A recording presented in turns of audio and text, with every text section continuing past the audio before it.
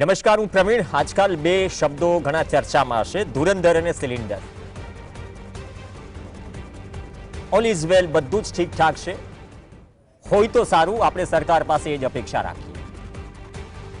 સ્પષ્ટતા સરકાર કરે જરૂરી પણ છે, કેમ કે જે કંઈ પણ વાત થઈ રહી છે, ધુરંધરની ટિકિટ જીવન જરૂરિયાતની વસ્તુ નથી. સિલિન્ડર ચોક્કસ છે અને ભાવ કેટલો પણ હોય, 100 રૂપિયાનું પેટ્રોલ ભરાવતો હોય મોટા ભાગનો વર્ગ, એમના માટે જીવન જરૂરિયાતની વસ્તુ પેટ્રોલ છે, ધુરંધરની ટિકિટ નહીં. આજે એવું તો બપોરે શું થયું કે અચાનક અમદાવાદમાં વાદળછાયા વાતાવરણ વચ્ચે પેટ્રોલ પંપ પર લાંબી કતારો લાગવા માંડી. હવે આવા દ્રશ્યો એમનેમ ચાલે તો કે અફવામાં દોરાવું નહીં, ખોટી માહિતી ન ફેલાવવી. માધ્યમ તરીકે અમારી પણ ફરજ છે કે અમે અપીલ નથી કરતા, પણ બૌદ્ધિક થોડો ઉપયોગ કરીએ અને આ પરિસ્થિતિમાં માહોલ ન બગડે એ પ્રકારનું વર્તન એક સમજદાર, જવાબદાર નાગરિક તરીકેનું હોવું જોઈએ. બાકી સરકાર ભલે કહે કે અફવા પર ધ્યાન ન દેવું, સૌથી વધારે અફવાઓ તો આઈટી સેલ ફેલાવે છે. કયા પક્ષનું આઈટી સેલ નથી? રોજ સવારમાં ઉઠીને 1.5 GB જેને ડાઉનલોડ કરવા માટે ખપી જાય છે, એમાં મોટા ભાગની 80% તો અફવાઓ હોય છે. વાત ચલો ખેર ધુરંધર બાજુ પર મૂકીએ, સિલિન્ડર પર આવીએ. પેટ્રોલ ડીઝલ પરના આ દ્રશ્યો જેવા 2-3 કલાકથી વાયરલ થયા. ઘણી જગ્યાએ લોકોની ભીડ હતી, ઘણી જગ્યાએ સ્ટોક ખૂટી પડ્યો. તો હર્ષ સંઘવીએ પ્રેસ કોન્ફરન્સ કરી, કેમ કે સંગઠનની પણ બેઠકો ચાલી રહી છે, કે ચિંતા ન કરો, પૂરતી વ્યવસ્થા હશે. કદાચ સપ્લાયમાં જ્યાં કંઈ કમી છે અથવા જે કંઈ પણ છે, અમે પ્રયત્નો કરી રહ્યા છીએ કે ચર્ચા કરીએ, પણ ખોટી અફવાઓ તરફ જવું નહીં, પગલાં લેવા હશે. બધું જ થયું તો વિધાનસભાનું સત્ર પણ આમ ચાલી રહ્યું છે. એટલે શૈલેષ પરમારથી માંડી, ગોપાલ ઇટાલિયાથી માંડી, ઇમરાન ખેડાવાલાથી માંડી તમામે એ વાત કરી કે સરકારે સ્પષ્ટતા કરવી જોઈએ કે સ્થિતિ શું છે. ભલે સ્પષ્ટતા કરે કે ન કરે, પણ ચાની લારી પર જઈને પૂછો તો કે 2000 રૂપિયામાં પણ સિલિન્ડર નથી મળતું. આપણે જે પેલી લોકમુખે ચર્ચા છે એવા શબ્દો વાપરીએ છીએ ને, લોકમુખે આવી ચર્ચા છે, એવા આઈબી રિપોર્ટ તો થતા હશે. પણ ખરેખર સપ્લાયમાં ખામી છે અથવા તો લોકોની ધીરજ ખૂટી એટલા માટે આ લાઈનો લગાડી રહ્યા છે. ધીરજ તો ન ખૂટવી જોઈએ. 10 વર્ષથી આ સિસ્ટમે તમને લાઈનમાં ઊભા રહેવાનું શીખવી દીધું છે, આદત પાડી દીધી છે. માત્ર કેવાયસી અપડેટ કરાવવા માટે એકાદ સિસ્ટમ હોય, એમાં પણ સર્વર ઠપ હોય, તમે લાઈનમાં ઊભા રહો છો. એક સામાન્ય કામમાં તમારો આખો દિવસ સરકારી કચેરીમાં નીકળી જાય છે. કહેવાય છે ડિજિટલ ઇન્ડિયા. હજી તો એ વાતની વાત થઈ જ નથી રહી કે જે ખરીફ અને રવિ સિઝનમાં રાસાયણિક ખાતરની કકડાટ હોય છે, એ રાસાયણિક ખાતરના સપ્લાય ચેન પર કોઈ વાત કરવા તૈયાર નથી. ઉનાળુ વાવેતર આવ્યું, બાદમાં વરસાદ પડશે અને ખરીફ સિઝન શરૂ થશે. આ બધી જ ચિંતાઓ સરકાર કરી રહી છે. સરકારનું કામ જ એ છે કે આ ચિંતા કરે, મેનેજ કરે બધું, અને સરકાર બખૂબી રીતે કરી રહી છે. પણ ખરેખર શું લોકોની ધીરજ ખૂટી રહી છે? આજે વડાપ્રધાન મોદીએ સંસદમાં સંબોધન પણ કર્યું અને લોકડાઉનથી માંડી સપ્લાય ચેન, આ બધી વસ્તુઓ યાદ કરાવી. અમુક પરિબળો આપણા હાથમાં હોતા નથી, અને જે હાથમાં છે એ પહેલેથી જ બગડી રહ્યો હતો, જેમ કે રૂપિયો. હા, ભલે મંત્રીઓ કહે કે 1 રૂપિયાની જગ્યાએ આપણે 2 રૂપિયા કાઉન્ટ કરવાના. લવચિકતાવાળા જવાબ મંત્રીઓ આજકાલ આપતા શીખી ગયા છે, અને બાકી 500,000ની નોટો તો યોગ ગુરુ છાપી જ રહ્યા છે. તો આ બધું ચાલ્યા કરે, ચિંતા કરવાની જરૂર નથી. પણ ખરેખર સ્થિતિ નિયંત્રણમાં હશે, હોવી જ જોઈએ એટલી વ્યવસ્થા તો સરકારે કરી રાખી હશે. અને સરકારનો પોઝિટિવ મેસેજ અમે જનતા સુધી પહોંચાડવા માટે અમે બેઠા છીએ, પણ સાથે સવાલ કરવા માટે પણ બેઠા છીએ કે પેટ્રોલ પંપ પર તમે જાઓ, ખબર છે સાદું પડ્યું છે, છતાંય 5 રૂપિયા મોંઘું તમને પાવર ભરાવી દેશે. સાહેબ, આજ અવેલેબલ છે, કોણ પૂછનારું? પ્રજાને તો ટંકી ખોલવાની, 5 રૂપિયા વધારે આપી દેવાના. કાળાબજારી પર લગામ લગાવવાની વાત કરી. કોઈ પણ કાળાબજારી કરશે, સખ્તાઈથી કાર્યવાહી કરવામાં આવશે, એવું સરકારનું કહેવું છે. પણ દબાયેલા અવાજમાં સિલિન્ડરની તો થઈ રહી છે. પકડાઈ પણ રહ્યા છે ઘણી જગ્યાએ સ્ટોક સાથે. તો સ્પષ્ટતા સરકારે કરી. એ પહેલા હર્ષ સંઘવી અને ગોપાલ ઇટાલિયાએ વિધાનસભા દરમિયાન શું કહ્યું, બેઠક દરમિયાન શું કહ્યું, કેમ કે દ્રશ્યો જેવા આવ્યા તો સ્પષ્ટતા કરવાની જરૂર લાગી સરકારે અને કરી.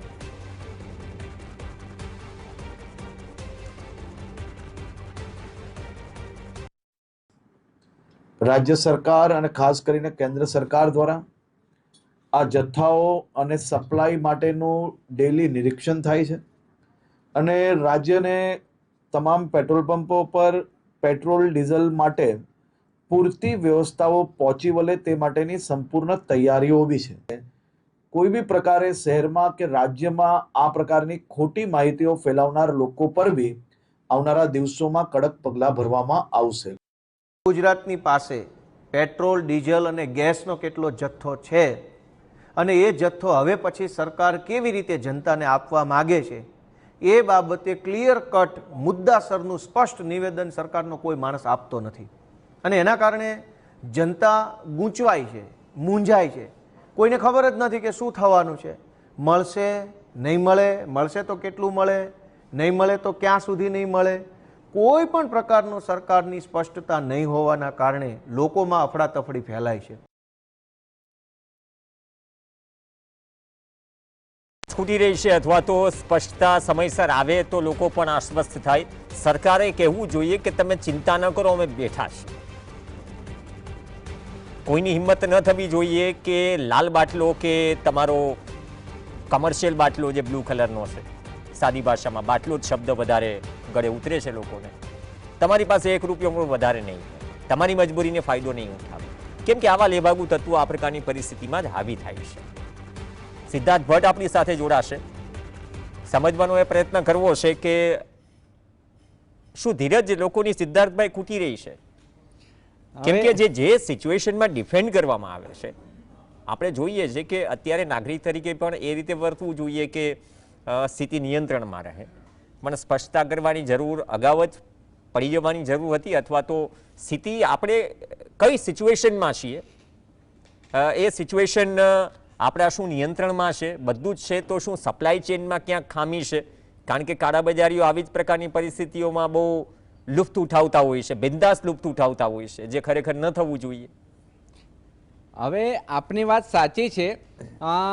હું અહીંયા આવતો હતો ને એટલે મારા વાહનમાં પણ મારા સ્કૂટરમાં પેટ્રોલ ખૂટી ગયું એટલે મારે ઊભા પગે રિક્ષાવાળાને બોલાવવો પડ્યો કે ભાઈ હાલ ભાઈ મને અહીંયા લઈ જા, કારણ કે સીએનજી હતું એટલે હેડી ગયું. હવે પ્રશ્ન એ થયો કે રિક્ષાવાળાનું નામ ધીરજલાલ, એટલે ધીરજલાલ વાત કરતો હતો કે સાહેબ આ હેટ્રિક વાગવાની છે. પેલા નોટબંધીમાં લાઈનોમાં ઊભા રહ્યા, પછી કોરોનામાં હોસ્પિટલમાં દાખલા લેવા માટે લાઈનમાં ઊભા રહ્યા અને હવે આ બાટલા સાઈ આવી એટલે કે હવે તો અમને કોઠે પડી ગયું છે. એટલે મેં કીધું કે એક સમય, અને એ ધીરજલાલે એ પણ કીધું કારણ કે અમદાવાદનો રહેવાસી હતો, પોળનો રહેવાસી હતો, એટલે કે એક સમયે ગેસના બાટલાના ભાવ વધતા હતા તો દિવંગત શ્રી અશોક ભટ્ટ સાહેબ એવું કહેતા હતા કે મારી બહેનો આંસુથી લોટ બાંધશે. હવે આજે એવું કંઈ દેખાતું નહીં સાહેબ. આ એ ધીરજલાલના શબ્દો. એટલે 5 સેકન્ડ માટે તો હું પણ અજંપામાં રહી ગયો કે પ્રજાની ધીરજ ક્યાં સુધી. આપણી કેન્દ્ર સરકાર, આપણા વડાપ્રધાન હંમેશા પ્રજાહિત માટે જાણીતા છે અને અમુક વૈશ્વિક પરિબળોના લીધે આપણો કંટ્રોલ ન પણ હોય, પરંતુ આ જે ગેસ અને પેટ્રોલની પરિસ્થિતિ છે તો એનું આપણે વિહંગાવલોકન કરીએ આંતરરાષ્ટ્રીય પરિપ્રેક્ષમાં તો આ જે હોર્મુઝની ખાડીની વાત આવે છે, પણ આપણી જોડે બીજા ઓપ્શન પણ છે.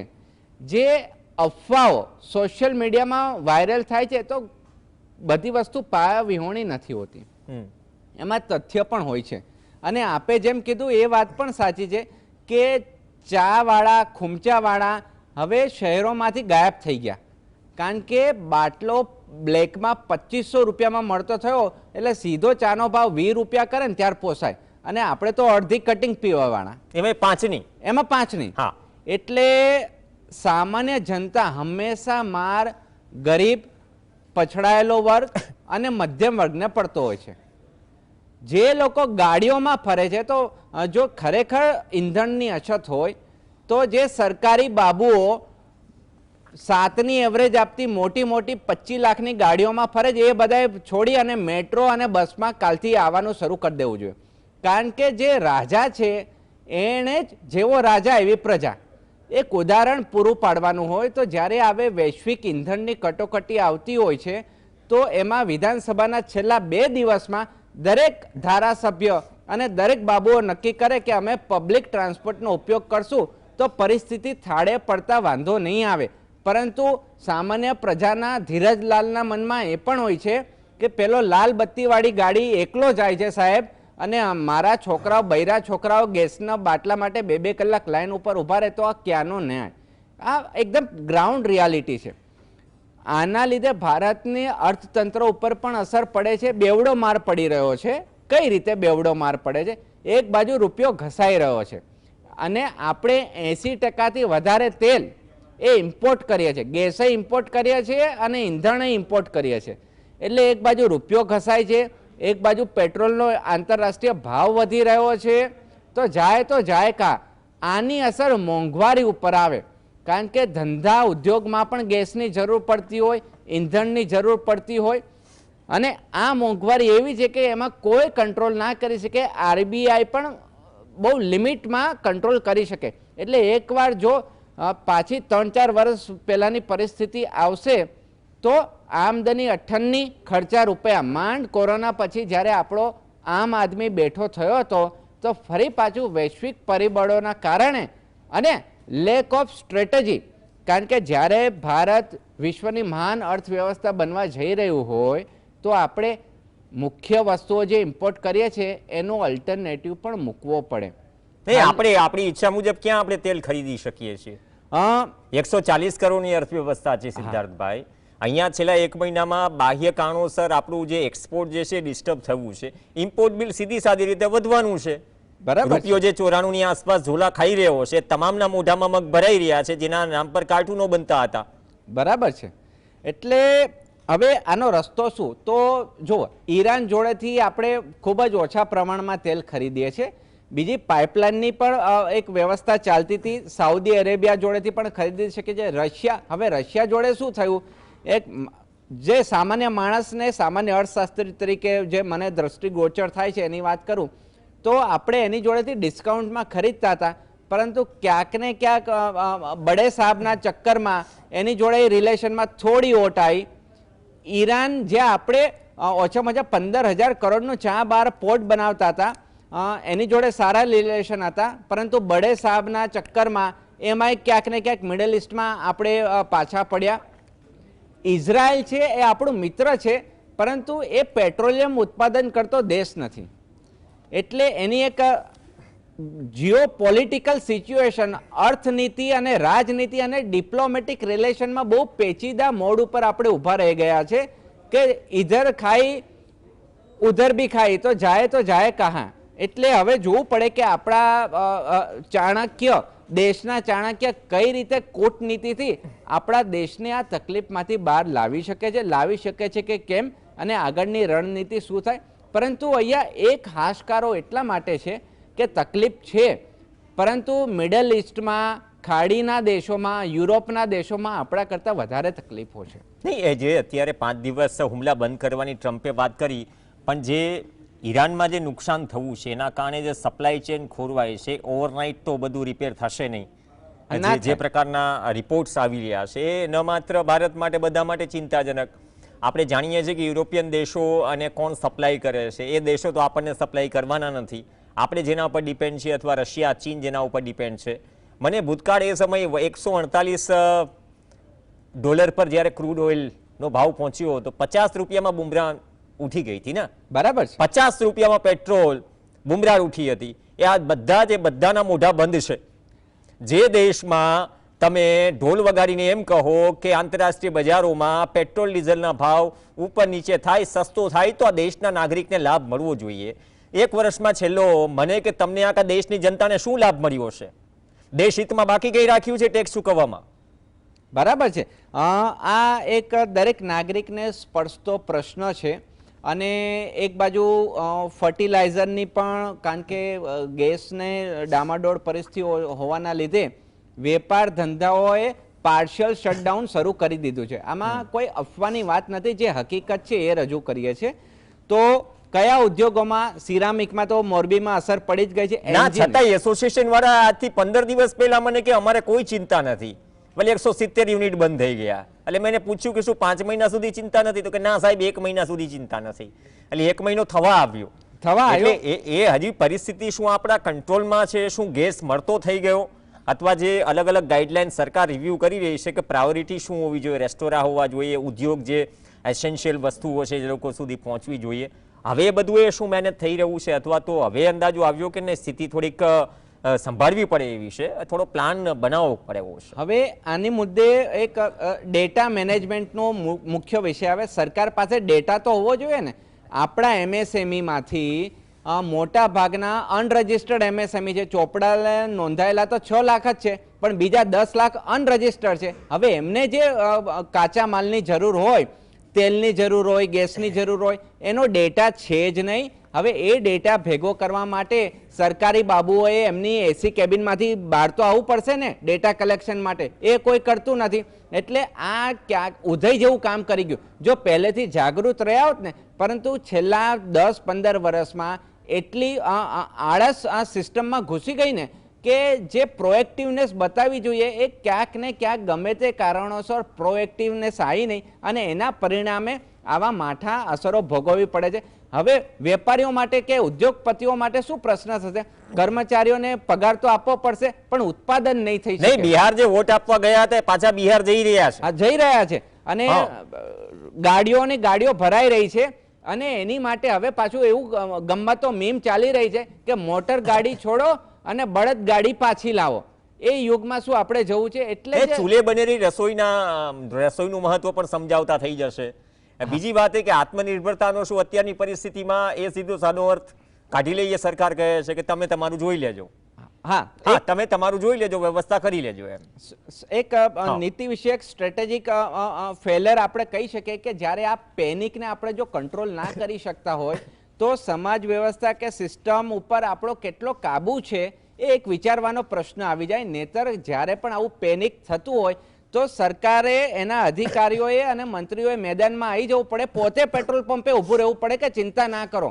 પરંતુ મેદાનમાં કોણ આવે છે એ યક્ષ પ્રશ્ન છે. અને આનું મને એવું લાગે છે કે આવનારા હજી સમયમાં કોઈ સોલ્યુશન આવવાનું નથી. અને કોર્પોરેશનમાં તો અત્યારે ચૂંટાયેલી સરકાર હવે કોઈ રહી નથી. એટલે કોણ પ્રજાના જોડે ઊભો રહેશે એ હવે આપણે સૌએ વિચારવાનું રહ્યું. પણ આ કટોકટીનો સમય છે, ધીરજ રાખવી પડશે. અને દેશની મોદી સાહેબ ઉપર વિશ્વાસ રાખવો પડશે કે કંઈક કરશે. જેમ કોરોનામાંથી બચાયા, નોટબંધીમાંથી, આતંકવાદીઓમાંથી બચાયા, એવી રીતે આ પેટ્રોલિયમની જે કટોકટી છે તો એમાંથી 150 કરોડ દેશવાસીઓનો વિશ્વાસ એમની ઉપર છે. પરંતુ અહીંયા જે વિશ્વાસ હોવો જોઈએ ગુજરાત રાજ્યમાં, એવા નેતાઓ મૂકવા જોઈએ કે ભાઈ મારી બદલે આ લોકો બધું સંભાળી લેશે. અને ગુજરાતનું જે વિકાસ મોડલ છે, જો આવીને આવી ઘટના ઘટતી જાય તો હમણાં વાઇબ્રન્ટ ગુજરાત આવવાની છે, તો વિદેશી વેપારીઓ શું જોશે? આપણા વેપારીઓ જો દર 3 વર્ષે આવા ઝટકા ખાશે તો બધા અહીંથી પાણીચું ભરીને બીજે ઉલાડ્યા કરશે. એવી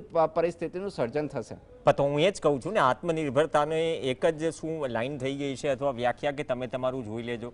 કેમ કે અત્યારે આંતરરાષ્ટ્રીય માર્કેટની હાલત છે, તેમાં સોનું, ચાંદી અને માર્કેટ ત્રણેય ડાઉન છે. આજે ટ્રેન્ડ જે છે, હવે શેર બજારની વાત કરી તો આપણે સાલું એસીમાં પરસેવો છૂટે એવી વાત છે. જેટલા શેર બ્રોકરો છે, શેર બજાર છે, 85,000થી ગગડીને 75,000થી નીચે આવી ગયો. સેન્સેક્સ લઈ લો કે નિફ્ટી 50, આપણે નિફ્ટીનું ગણી લઈએ. તો મહેરબાની કરીને આપને સૌને આપના માધ્યમથી એ વિનંતી છે કે પેનિક ના થતા અને આ ભાવે શક્ય હોય તો ના વેચતા. અને યુવાનોને એ ખાસ આગ્રહ કે જેણે એફએનઓના સોદા માર્યા છે અથવા તો હાઈ પીક ઉપર ઇન્વેસ્ટમેન્ટ કર્યું છે તો મહેરબાની કરીને થોડે રાહ જોજો. 6 મહિના વર્ષ ખમી જજો. જો અત્યારે આ તમે વેચવા કાઢશો તો ક્યાંક ને ક્યાંક તમે દેવાના ચક્કરમાં ડૂબી જશો. અને એવા કિસ્સા આપણે જોયા છે કે લોન લઈને શેર બજારમાં પૈસા રોકતા હતા. તો આ 5-6 અઠવાડિયું જવા દો અને એના ન્યૂઝ પણ આપણી સામે આવશે કે શેર બજારમાં પૈસા ડૂબવાના લીધે લોકોએ અગમ્ય કારણોસર અઘટિત પગલું ભર્યું. તો આપના ચેનલના માધ્યમ થકી વિનંતી છે કે શેર બજાર એ ફ્લક્ચ્યુએશન થતું રહે. આ લાંબા ગાળાનું ડાઉનફોલ નથી. 3 મહિના 6 મહિને શેર બજાર પાછું ઉપર આવશે એટલે ભારતની ઇકોસિસ્ટમ ઉપર, બેન્કિંગ વ્યવસ્થા ઉપર અને ભારતની કંપનીઓ ઉપર, ઉદ્યોગ સાહસિકો ઉપર આપણા નાગરિકો વિશ્વાસ રાખે અને અફવાઓ છે કે જે શેર માર્કેટ ઘટી રહ્યું છે એ ફોરેનના એફઆઈઆઈ વેચવાલી કરે છે એના માટે ઘટી રહ્યું છે, કારણ કે એમના ઘરમાં આગ લાગે છે એટલે આગ બુઝાવવા જે પૈસો લઈ જવાનો છે એ લઈ જાય છે. ભારતનું ફંડામેન્ટલ, આપણું ફંડામેન્ટલ સ્ટ્રોંગ છે. સરકારનું કામ, સરકાર ટેકો આપે, સરકાર આવે અને જાય. આપણે આપણી જાત ઉપર આત્મનિર્ભર બનવાની વાત છે અને આની ઉપરથી પદાર્થપાઠ શીખવાનો છે કે ગુજરાતી તરીકે હંમેશા આપણે આત્મરક્ષણ અને પોતાના પગ ઉપર ઊભા રહેવું જોઈએ. જો કોઈની આપણે આશા રાખીએ છીએ તો એ હંમેશા ઠગારી નીકળશે અને એન મોમેન્ટે ધોકો આપી જશે. એની કરતાં બેટર છે કે અપના હાથ જગન્નાથ. ના, ગુજરાતી પોતાના પગ ઉપર જ છે. રેમડેસિવિરની વ્યવસ્થા પોતાની જાતે જ કરી છે. વાત સાચી છે. ગેસનો બાટલો ખભે ઉચકીને જ ગોતી આવ્યા છે. ફેબીફ્લુની વ્યવસ્થા પણ કોવિડમાં જાતે કરી છે. અને નહીં, કોણ એવા નેતા હતા જે સ્ટેટસમાં લગાવીને કે જરૂર હોય તો જાણ કરજો, એ નેતાઓ જ ગાયબ હતા. અને બાકી કોણ એડમિટ થઈ ગયું તો સૌ જાણે છે. સમયનો થોડો અભાવ છે, પણ આ પરિસ્થિતિમાં સરકારનો સાથ આપવો જોઈએ ને સાથે જ ખોખારો ખાઈને કડકાઈથી સવાલ પણ કરવો જોઈએ કે તમે જે છે પરિસ્થિતિ લોકો સમક્ષ મૂકો અને લોકો એક નાગરિક તરીકે, જવાબદાર નાગરિક તરીકે વર્તે.